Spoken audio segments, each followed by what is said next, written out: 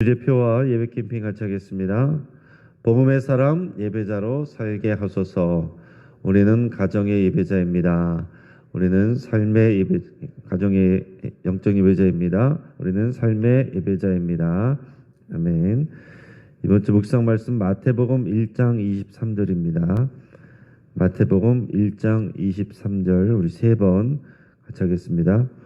보라, 처녀가 잉태하여 아들을 낳을 것이요 그의 이름은 임마누엘이라 하리라 하셨으니 이를 번역한즉 하나님이 우리와 함께 계시다 함이라. 보라, 처녀가 잉태하여 아들을 낳을 것이요 그의 이름은 임마누엘이라 하리라 하셨으니 이를 번역한즉 하나님이 우리와 함께 계시다 함이라. 보라, 처녀가 잉태하여 아들을 낳을 것이요 그의 이름은 임마누엘이라 하리라 하셨으니 이를 번역한즉 하나님이 우리와 함께 계시다 함이라. 아멘. 우리 예수님의 다른 이름은 임마누엘입니다. 하나님이 우리와 함께 하신다. 예수님의 오심은 하나님이 우리와 함께 계신다는 증거이고 또한 약속입니다. 믿음 안에서 하나님의 함께 하심을 누리시기를 바랍니다. 오늘 우리에게 주시는 하나님의 말씀은 욥기 34장 1절에서 30절까지 말씀입니다. 자, 오늘 본문을 통해서 정리되지 않은 생각들 이런 제목으로 말씀의 은혜를 같이 나누겠습니다. 클리셰라는 말 들어본 적 있으시죠? 이 클리셰라는 말은 판에 박은 듯한 문구 또는 진부한 표현 또 이런 의미를 가진 문학 용어입니다. 근데 현대에서는 이 클리셰가 영화나 드라마에서 이렇게 많이 사용됩니다. 자, 진부한 장면이나 판에 박힌 대화, 상투적 줄거리, 전형적인 수법이나 표현을 뜻하는 용어로 이 클리셰라는 말이 사용되고 있어요. 자, 예를 들면 우리가 영화 같은 데 보면요, 주인공이 혼자서 돕는 사람이 없는 상황에서 힘들게 악당들을 다 때려 눕힙니다. 다 때려 눕히고 나면 항상 삐뽀 삐뽀 하고 경찰들이 뒤늦게 와요. 그런 장면에서 많이 본 것 같죠. 그래서 어디서 많이 본 장면들, 다른 데서 봤는데 또 여기서도 보는 그런 장면들, 이런 거를 클리셰라고 합니다. 또 영화 속에서 보면 또 예를 들어서 또 주인공 앞에서 막 폼을 잡습니다. 주인공 앞에서 악당이 칼을 꺼내가지고 온갖 현란한 그런 동작을 보여줍니다. 근데 주인공이 어이없다는 듯이 총을 한 번 빵 쏘면은 악당이 그냥 죽어버려요. 근데 이런 장면을 이게 재미있으니까 다른 영화에서도 드라마에서도 또 많이 또 비슷하게 또 그런 장면들을 연출하거든요. 또 주인공이 총을 맞았습니다. 웬만하면 주인공이 원래 안 죽는데 주인공이 총을 맞아서 쓰러졌습니다. 그 사람들이 슬퍼하는데 부시시 또 일어나요. 주인공은. 그러고 나서 마침 누가 또 선물해줬던 뭐 책 같은 거를 뭐 라이터 같은 거를 딱 꺼냈는데 거기에 또 총알이 딱 박혀 있습니다. 하필이면. 또 그런 장면 우리 많이 본 기억이 있습니다. 또 공포 영화 같은 데 보면 가지 말라고 하는데 나가지 말라고 하는데 아유 상관없다 그러면서 꼭 나가는 인물이 나오는데 그 사람은 반드시 죽습니다. 마치 공식처럼 그렇게 우리가 반복되는 표현들 그런 것들을 우리가 클리셰라고 그러는데 자, 오늘 본문으로 돌아가면 자, 욥의 세 친구들을 따라온 엘리후가 하는 말들이 꼭 이런 클리셰를 생각나게 하는 그런 말들입니다. 자, 욥의 친구들이 왔을 때에 오늘 여기서 보면 욥의 세 친구만 온 것이 아니라 우리 젊은 엘리후라고 하는 사람이 같이 따라왔어요. 근데 앞에서 욥의 친구들과 욥이 계속 논쟁을 하는 동안 본인은 이제 나이가 훨씬 젊으니까 가만히 듣고만 있었다는 거예요. 가만히 듣고만 있었는데 뒤에 와서는 내가 듣다 하니까 내가 참을 수가 없다. 내가 말을 하지 않을 수가 없다. 그러면서 말을 합니다. 앞에서부터 오늘 본문 앞에서부터 이미 얘기를 했는데 그러면서 욥도 잘못했고 욥의 친구들도 제대로 그것을 반박도 못한다고 또 혼내고 그러면서 자기가 새로운 지혜를 얘기해 준다 그러면서 계속 말을 하고 있는 상황입니다. 근데 막상 엘리후의 말을 들어보면 새로운 말이 아니에요. 앞에서 욥이 했던 말, 또 욥의 친구들이 했던 말, 결국 그런 말들을 이렇게 얘기했다, 저렇게 얘기했다, 이렇게 하면서 다시 반복하는 그런 느낌을 갖는다는 얘기입니다. 그러니까 마치 엘리후의 말은 클리셰 같다, 이런 느낌이 듭니다.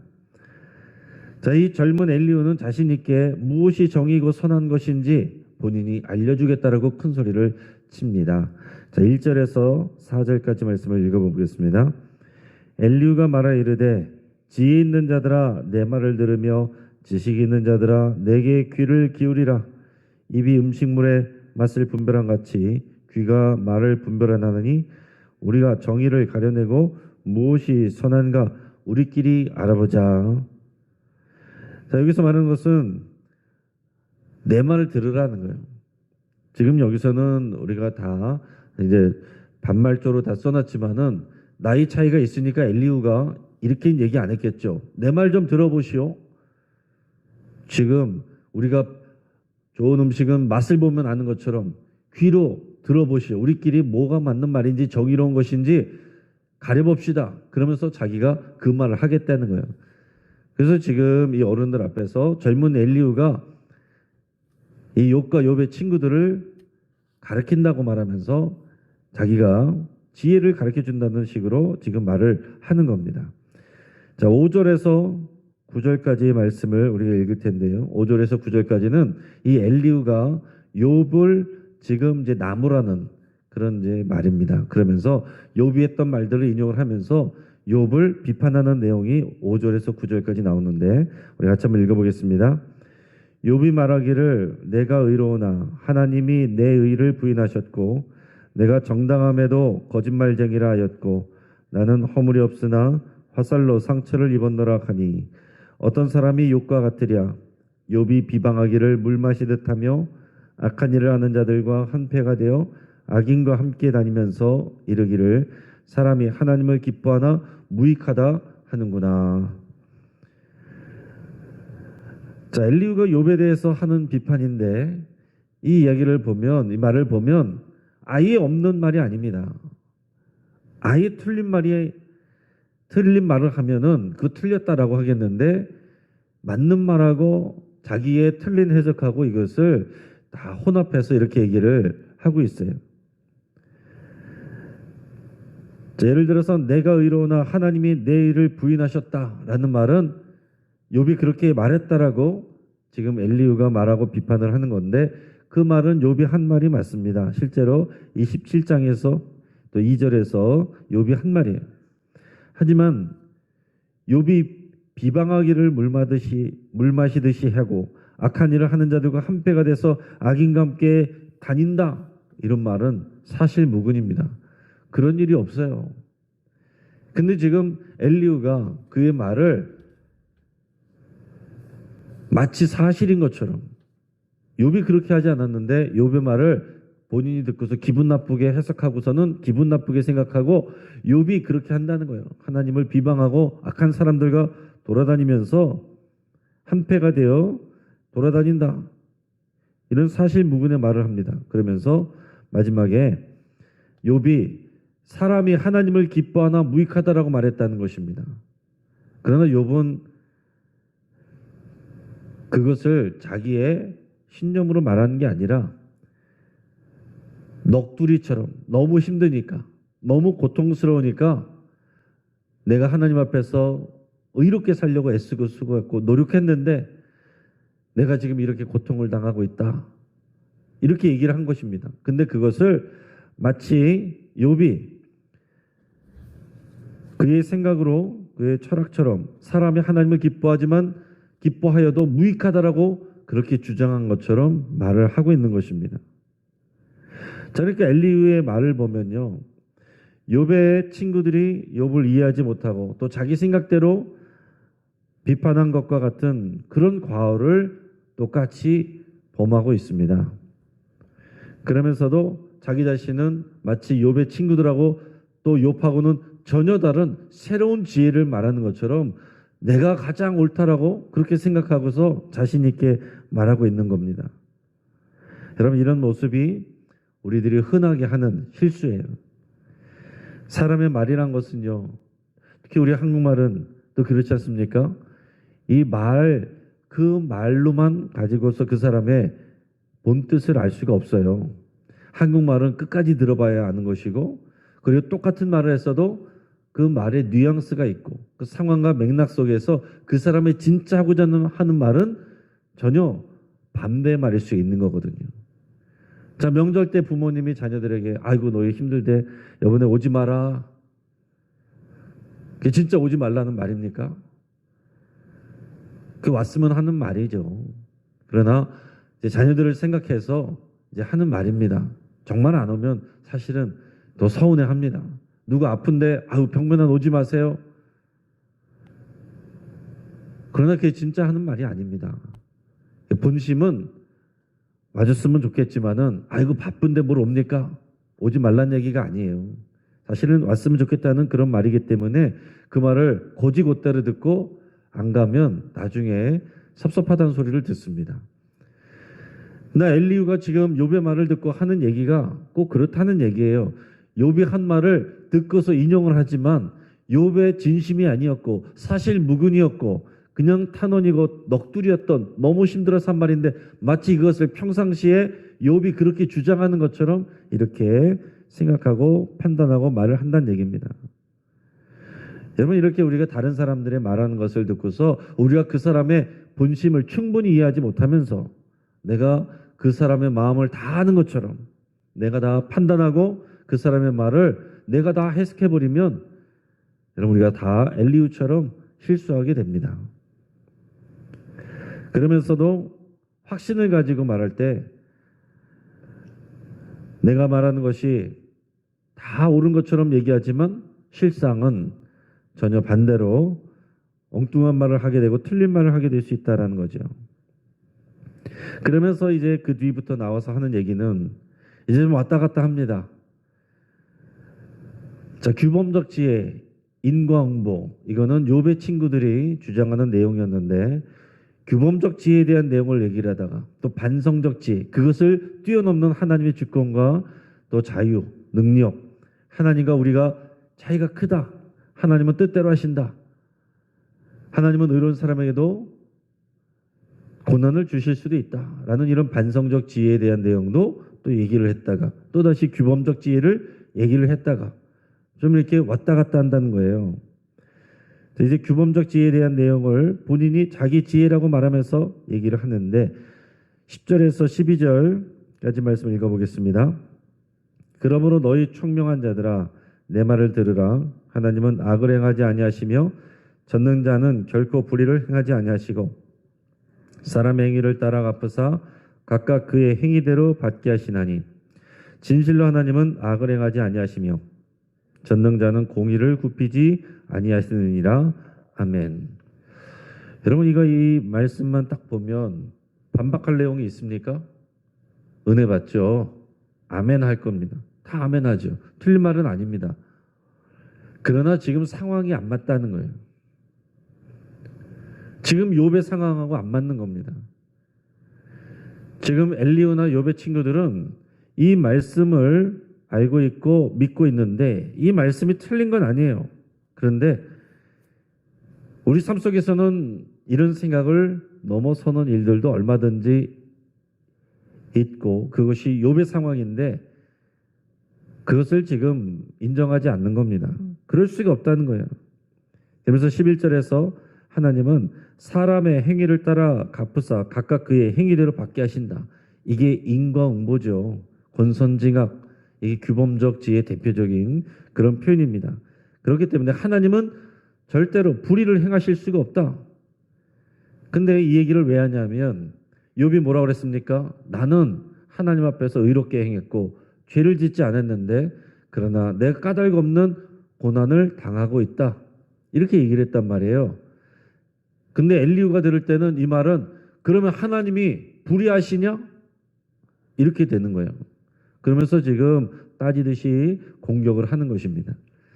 여러분 제가 이렇게 구별을 해서 말하니까 우리가 이렇게 이해되는 것 같지만 실상 우리도 그렇게 얘기할 겁니다. 누군가 얘기를 하면서 하나님이 나를 치셨다. 까닭 없이 나를 치셨다. 나는 잘 지내고 있는데 나는 열심히 살고 하나님을 사랑하고 그랬는데 까닭 없이 하나님 나를 치셨다. 그럼 우리 뭐라고 말하겠습니까? 아이고 하나님 그런 하나님이 아니야. 그럴 리가 없어. 하나님은 까닭 없이 그렇게 고난 주고 그런 분이 아니야. 까닭 없이 치는 분이 아니야. 그렇게 얘기를 하죠. 저도 그런 얘기들 많이 했습니다. 그 상황에 따라서는 그렇게 얘기를 했어요. 그런데 지금 욥에게는 그런 말을 하면 안 되는 상황이다라는 얘기입니다. 근데 지금 엘리후는 자기 생각대로 이거를 쏟아내고 있어요. 자, 욥에게 지금 말하는 엘리후는 우리 하나님은 정의로운 하나님이신데 선을 행하시는 하나님이신데 선한 자에게는 선한 일을 베푸시고 악한 자에게 악한 일을 심판을 하시는 분인데 지금 의로운 자 선한 자에게 고난을 주고 심판을 하셨다고? 그럴 리가 없다. 하나님은 그런 불의한 분이 아니시다. 하나님은 정의로운 분이시다. 지금 이렇게 얘기를 하고 있는 겁니다. 그 다음에는 갑자기 또 이제 반성적 지혜, 욥이 했던 말을 본인이 또 이렇게 얘기를 합니다. 14절, 15절 같이 읽어보겠습니다. 그가 만일 뜻을 정하시고 그의 영과 목숨을 거두실진데 모든 육체가 다 함께 죽으며 사람은 흙으로 돌아가리라. 아멘. 자, 이것은 앞에서 욥이 했던 말이에요. 하나님은 창조주시고 또 하나님은 전능하셔서 하나님의 주권을 갖고 계셔서 선한 사람이나 악한 사람이나 하나님의 때를 정하시면 다 죽는다. 자, 우리가 생각할 때는 선한 사람, 의로운 사람은 당연히 건강하고 오래 살아야 되고 악한 사람은 뭔가 벼락 맞아서 죽어야 맞을 것 같은데 그는 실상에서 보면 악한 사람이 건강하게 오래 호의호식하면서 사는 경우가 있지 않습니까? 믿음 생활 잘하고 기도도 열심히 하고 그러는데 어려움을 당하고 질병에 걸리는 경우도 있다라는 얘기죠. 자, 오늘 지금 얘기한 내용은 욥이 했던 내용입니다. 지금 내 상황이 그렇다는 것을 얘기하려고 했던 것인데 지금 여기서는 엘리후가 그런 말을 해요. 하나님은 크신 하나님이고 그래서 모든 사람은 하나님이 정하시면 다 죽는다. 욥이 했던 똑같은 말을 하면서 이 말을 가지고 오히려 욥을 비판을 합니다. 17절 같이 읽어보겠습니다. 정의를 미워하시는 이시라면 어찌 그대를 다스리시겠느냐. 의롭고 전능하신 이를 그대가 정죄하겠느냐. 하나님은 의롭고 전능하신데 하나님을 불의하다고 네가 정죄하겠느냐. 비난하느냐. 불평하느냐. 까닭 없이 너에게 그렇게 하실 리가 있느냐. 욥의 친구들이 했던 말을 그냥 그대로 얘기를 하고 있습니다. 반성적 지혜의 말을 하는 것 같더니 결국에는 똑같은 말로 비난하고 있다라는 얘기예요. 그런 내용이 13절에서 20절까지 계속해서 이제 얘기를 했습니다. 그러더니 이번에는 또다시 규범적 지혜에 대해서 또 다시 그런 차원에서 얘기를 하는데 21절에서 27절까지 말씀을 우리가 읽을 때에 여러분 읽으면서 뭐가 규범적 지혜인가 이렇게 생각해 보면서 한번 읽어보시기 바랍니다. 그는 사람의 길을 주목하시며 사람의 모든 걸음을 감찰하시나니 행악자는 숨을 만한 흑암이나 사망의 그늘이 없느니라. 하나님은 사람을 심판하시기에 오래 생각하실 것이 없으시니 세력 있는 자를 조사할 것이 없이 꺾으시고 다른 사람을 세워 그를 대신하게 하시느니라. 그러므로 그는 그들의 행위를 아시고 그들을 밤사이에 뒤집어 엎어 흩으시는도다. 그들을 악한 자를 여겨 사람의 눈앞에서 치심은 그들이 그를 떠나고 그의 모든 길을 깨달아 알지 못함이라. 아멘. 하나님은 살펴보시고 그리고 심판하신다. 하나님은 잘못하고 악을 행하는 사람을 심판하셔서 하루 사이라도 높은 자리에 있던 사람도 끄집어 내리시고 벌을 주시고 심판하신다. 그 내용입니다. 또 21절에서 보면 하나님은 사람의 길을 주목하시고 사람의 모든 걸음을 감찰하신다. 하나님 우리를 다 보고 계신다는 거예요. 우리 여기에 이 일을 달 사람이 없습니다. 맞습니다. 하나님 우리를 다 보고 계십니다. 우리가 어디로 가는지 어떻게 살아가는지 우리가 무슨 말을 하고 어떤 행동을 하는지 다 보고 계세요. 우리가 반박할 일이 없습니다. 그러면서 22절에 행악자는 숨을 만한 흑암이나 사망의 그늘이 없다.